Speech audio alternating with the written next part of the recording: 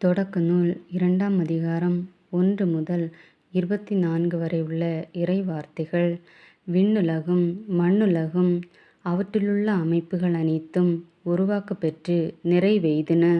மேலும் கடவுள் தாம் செய்த வேலையை 7ஆம் நாளில் முடித்திருந்தார். அவர் தாம் செய்த வேலைகள் அனைத்தையும் நிறைவு பெற செய்து 7ஆம் நாளில் ஓய்ந்திருந்தார்.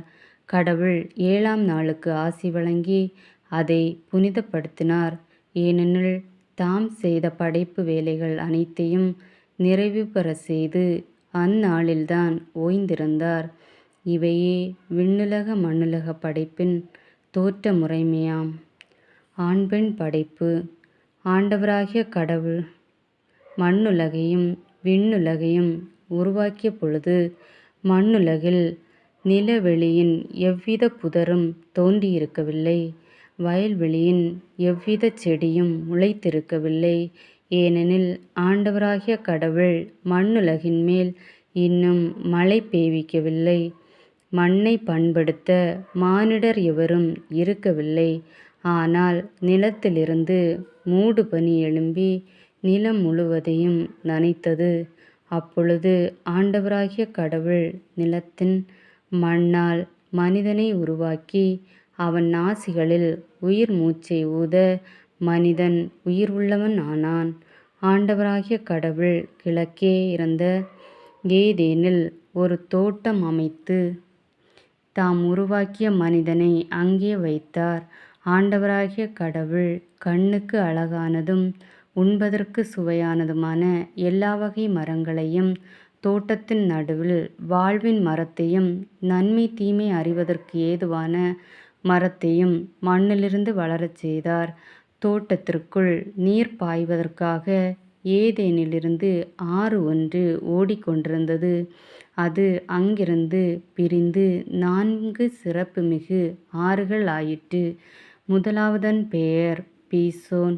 இது கவீலா நாடு முழுவதும் வளைந்து ஓடுகின்றது. அங்கே பொன் விளையும். அந்நாட்டுப் பொன் பசும்பொன். அங்கே நறுமணப் பொருட்களும் வண்ணமணி கற்களும் உண்டு. இரண்டாவது ஆற்றின் பெயர் கீகோன். இது எத்தியோப்பியா நாடு முழுவதும் வளைந்து ஓடுகின்றது. மூன்றாவது ஆற்றின் பெயர் திக்ரீசு.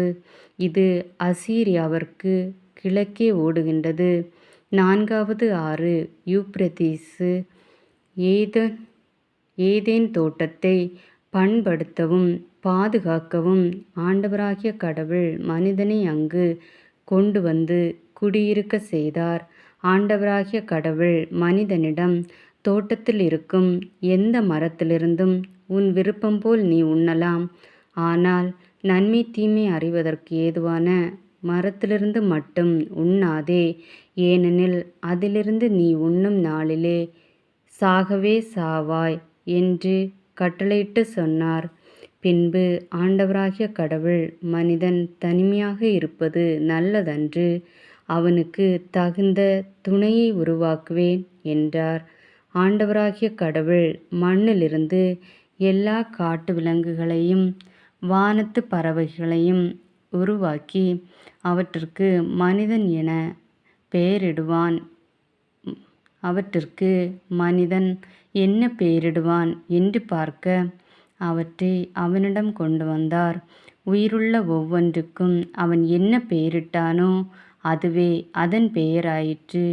கால்நடைகள், வானத்து பறவைகள், காட்டு விலங்குகள் ஆகிய எல்லாவற்றுக்கும் மனிதன் பெயரிட்டான். தனக்கு தகுந்த துணையையோ மனிதன் காணவில்லை.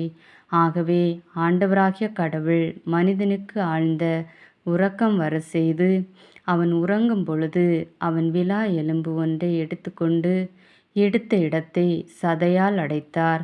ஆண்டவராகிய கடவுள் தாம் மனிதரிடமிருந்து எடுத்த விலா எலும்பை ஒரு பெண்ணாக உருவாக்கி மனிதனிடம் அழைத்து வந்தார். அப்பொழுது மனிதன், இதோ இவளே என் எலும்பின் எலும்பும் சதையின் சதையுமானவள். ஆணிடமிருந்து எடுக்கப்பட்டதால் இவள் பெண் என்று அழைக்கப்படுவாள் என்றான். இதனால் கணவன் தன் தாய் தந்தையை விட்டுவிட்டு தன் மனைவியுடன் ஒன்றித்திருப்பான். இருவரும் ஒரே உடலாயிருப்பர். மனிதன் அவன் மனைவி ஆகிய இருவரும் ஆடையின்றி இருந்தனர். ஆனால் அவர்கள் வெட்கப்படவில்லை. இது ஆண்டவரின் அருள்வாக்கு.